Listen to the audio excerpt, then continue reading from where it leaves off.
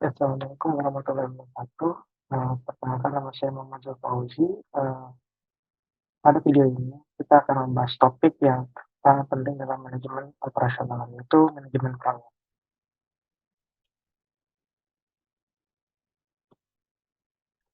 Eh, Apa sih proyek? Proyek adalah urutan sementara aktivitas-aktivitas unik, kompleks, dan terkoneksi yang memiliki satu tujuan atau sasaran dan harus dilengkapi dengan waktu yang spesifik, sesuai dengan anggaran dan sesuai dengan spesifikasi.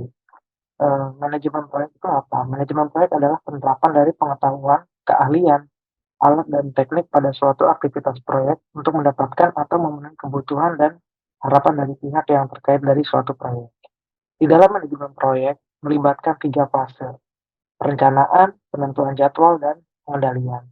Fase perencanaan meliputi penyiapan tujuan, penggambaran proyek, dan pengorganisasian tim. Di fase penentuan jadwal, ini berkaitan dengan orang, uang, dan pasokan untuk aktivitas-aktivitas tertentu dan mengaitkan aktivitas-aktivitas satu sama lain. Dan di fase pengendalian, di sini perusahaan mengawasi sumber daya, biaya, kualitas, dan anggaran. Selanjutnya perencanaan proyek. Pengorganisasian proyek atau project organization, sebuah perorganisasian yang dibentuk untuk memastikan bahwa program atau proyek menerima manajemen dan perhatian yang sesuai.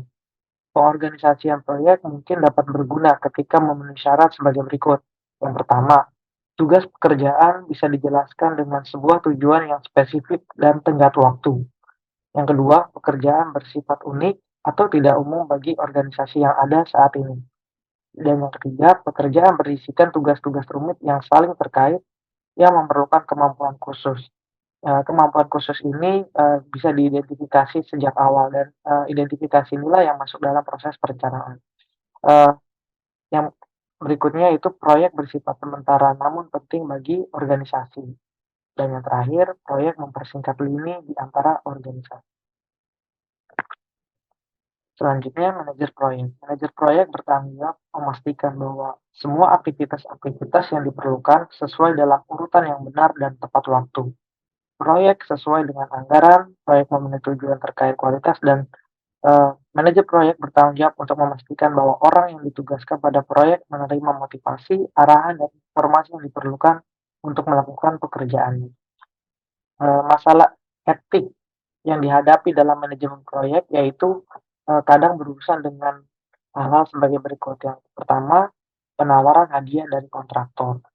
Dan yang kedua, tekanan untuk mengubah laporan status untuk menutupi kenyataan penundaan. Dan yang ketiga, laporan palsu untuk pembebanan waktu dan pengeluaran. Eee, yang selanjutnya itu penentuan jadwal proyek. Penentuan jadwal proyek melibatkan, pengurutan dan pembagian waktu ke semua aktivitas proyek. Pada tahapan ini, manajer memutuskan berapa lama suatu aktivitas akan memakan waktu dan menghitung sumber daya yang diperlukan pada masing-masing tahapan produksi. Salah satu pendekatan penentuan jadwal yang, populer dan sering digunakan adalah grafik Gantt, di mana grafik Gantt adalah grafik perencanaan yang biasanya digunakan untuk, menentukan jadwal, sumber daya, dan mengalokasikan waktu. Eee, Cara yang murah dalam membantu manajemen memastikan yang pertama yaitu aktivitas direncanakan dan kinerja didokumentasikan, waktu aktivitas diestimasi dan dicatat, serta waktu proyek keseluruhan, dikembangkan. Kemudian penentuan jadwal proyek memiliki beberapa tujuan sebagai berikut. Yang pertama, menunjukkan hubungan dari masing-masing aktivitas dengan yang lainnya dan dengan keseluruhan proyek. Yang kedua, mengidentifikasi hubungan yang lebih diutamakan di antara berbagai aktivitas. Yang ketiga, mendorong pengaturan waktu realistik dan estimasi biaya untuk masing-masing aktivitas. Dan yang terakhir yaitu untuk membantu menjadikan lebih baik penggunaan orang, uang, dan sumber daya material dengan mengidentifikasi kemacetan utama dalam suatu proyek. Yang berikutnya adalah fase pengendalian proyek. Program ini menghasilkan beragam laporan. Yang pertama, perincian biaya yang detail untuk masing-masing tugas, kurva total program buruh, tabel distribusi biaya, rangkuman biaya dan jam fungsional, sampai dengan laporan status kerja. Eee, di dalam, manajemen proyek itu ada, beberapa teknik manajemen proyek. dan yang sering, populer dan dikenal ada 2 yaitu program evaluation and review technique dan, critical, path method. Program evaluation and review technique ini yaitu teknik tinjauan ulang dan evaluasi program atau, sering dikenal dengan, PERT, di mana, itu sebuah teknik manajemen proyek yang menggunakan 3 waktu estimasi untuk masing-masing aktivitas. Jadi dalam, eee, PERT ini yang ditekankan adalah, perlu dipahami adalah 3 waktu estimasi. Sementara kalau di critical path method atau, metode jalur kritis, atau CPM, yaitu teknik manajemen proyek yang hanya menggunakan satu faktor, per aktivitas. Eee, Berikutnya diagram jaringan dan pendekatan. Terdapat 2 pendekatan untuk menggambarkan sebuah jaringan proyek. Yang pertama yaitu aktivitas, pada titik simpul dan yang kedua adalah aktivitas pada tanda panah. Aktivitas pada titik simpul ini atau sering dikenal dengan activity on node atau AON itu sebuah diagram jaringan di mana, titik simpul, itu menandakan, aktivitas. Sementara pada aktivitas, tanda tanda panah atau activity on arrow, eee, atau AOA itu sebuah diagram jaringan di mana tanda panah, menandakan aktivitas. Nah, berikut, gambar perbandingan AON dan AOA, eee, di mana kalau, pada AON itu, eee si titik simpulnya di lingkaran itu sebelah kiri itu, menandakan aktivitas. Sementara, di, kolom kanan, ya itu menggambarkan AOA, di mana aktivitas itu ditunjukkan, dari tanda panahnya, berbeda dengan AON, seperti itu. Kemudian, yang berikutnya menentukan jadwal proyek. Analisis jalur kritis atau, CPM itu sebuah proses yang membantu menentukan sebuah jadwal proyek. Ada 4 analisis jalur kritis. Yang pertama yaitu permulaan paling awal atau early start, yang disimbolkan dengan ES, yaitu waktu awal di mana sebuah aktivitas bisa dimulai, diasumsikan semua aktivitas pendahulunya telah selesai. Yang kedua yaitu penyelesaian paling awal atau early finish, yang disimbolkan dengan EF, waktu paling awal di mana sebuah aktivitas, bisa diselesaikan.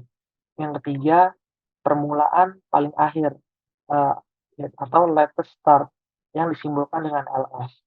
Waktu paling lambat di mana sebuah aktivitas bisa dimulai sehingga tidak menunda waktu penyelesaian dari, keseluruhan proyek. Yang keempat yaitu penyelesaian paling akhir atau latest finish yang disimbolkan dengan LF, di mana, waktu paling lambat di mana sebuah aktivitas harus selesai sehingga tidak menunda waktu penyelesaian dari, keseluruhan proyek. Yang selanjutnya yaitu variabilitas dalam, waktu aktivitas. Ada 3 estimasi waktu dalam PERT.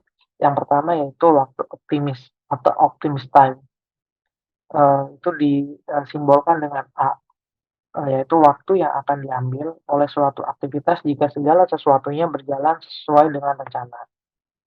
Dalam mengestimasi, nilai ini, hanya ada sebuah, probabilitas kecil, misalkan 1/100 di mana waktu aktivitas adalah, kurang dari A. Dan yang kedua yaitu waktu pesimis atau pessimistic time yang disimbolkan dengan B, di mana waktu yang akan diambil oleh suatu aktivitas dengan mengasumsikan kondisi yang kurang menguntungkan.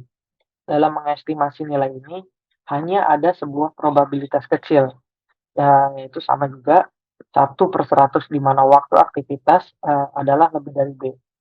Kemudian, eee, yang ketiga yaitu waktu yang paling mungkin atau mostly likely time yang disimbolkan dengan M, yaitu estimasi waktu yang paling realistik yang diperlukan untuk menyelesaikan sebuah aktivitas. Eee, yang selanjutnya itu menentukan waktu aktivitas yang diharapkan. Itu rumusnya seperti apa sih? Nah, di sini bisa dilihat bahwa T sama dengan A ditambah, eee, 4M, ditambah B dibagi 6, di mana untuk menentukan waktu aktivitas yang diharapkan ini, melibatkan 3 estimasi waktu yang tadi sudah dijelaskan, yaitu mulai dari waktu optimis, waktu pesimis, dan waktu yang paling mungkin. Jadi melibatkan 3 estimasi waktu tersebut. Kemudian, eee, yang selanjutnya yaitu variabel, dari waktu penyelesaian aktivitas. Dan, di sini bisa dilihat, rumusnya yaitu, eee, V sama dengan, B dikurangi A, dibagi 6 kemudian dipangkat 2 itu. Yang selanjutnya trade off, dan mempersingkat biaya waktu proyek. Proses yang diperpendek durasinya dengan cara yang paling murah, ini disebut dengan, mempersingkat atau crashing, yaitu memperpendek waktu aktivitas kerja dalam sebuah jaringan kerja untuk mengurangi waktu pada jalur kritis, sehingga, total waktu penyelesaian menjadi berkurang. Ada 3 faktor yang perlu diperhatikan dalam mempersingkat, crashing. Yang pertama yaitu jumlah di mana sebuah aktivitas dipercepat, itu dimungkinkan. Yang kedua, jika dilakukan, durasi aktivitas yang diperpendek akan memungkinkan kita untuk, menyelesaikan proyek sesuai tenggat waktu. Dan yang, ketiga yaitu biaya total dari mempersingkat sebuah proyek, harus semurah mungkin. Yang selanjutnya tahapan dalam mempersingkat proyek. Eee Hitung biaya singkat per minggu untuk masing-masing aktivitas dalam jaringan kerja. Untuk menghitung biaya singkat per periode itu rumusnya, bisa dilihat bahwa, biaya singkat dikurangi dengan biaya normal dibagi waktu normal dikurangi dengan waktu singkat. Untuk menggunakan waktu aktivitas saat ini, eee, bisa untuk menemukan jalur kritis dalam jaringan proyek. Jika terdapat satu jalur kritis, kemudian pilih aktivitas pada jalur kritis yang masih bisa dipersingkat atau crash dan, memiliki biaya singkat per periode yang paling kecil. Nah, keunggulan PERT dan CPM, eee, 2 teknik ini sangat berguna ketika menentukan jadwal dan mengendalikan proyek yang besar. Dan yang kedua yaitu konsep yang langsung dan secara matematis itu tidak sulit. Berikutnya ketiga, jaringan grafik membantu, menekankan hubungan di antara aktivitas proyek. Yang keempat, analisis jalur kritis dan waktu, perpanjangan membantu menentukan aktivitas-aktivitas yang perlu untuk diperhatikan lebih dekat. Dokumentasi proyek dan grafik menunjukkan siapa yang bertanggung jawab untuk berbagai aktivitas. Dan yang berikutnya dapat diterapkan ke berbagai macam proyek. Dan terakhir yaitu berguna dalam mengawasi bukan hanya jadwal tetapi, juga biaya. Eee Di samping adanya, kelebihan daripada PERT dan CPM, tentu ada batasan dari, 2 teknik ini. Yang pertama yaitu aktivitas proyek harus benar-benar dijelaskan, bersifat independen dan stabil dalam hal hubungannya. Dan yang kedua, hubungan yang ada sebelumnya harus spesifik dan ada dalam jaringan yang sama. Yang ketiga, estimasi waktu, cenderung menjadi subjektif dan dipalsukan oleh manajer, yang takut akan bahaya menjadi terlalu optimis atau tidak cukup pesimis.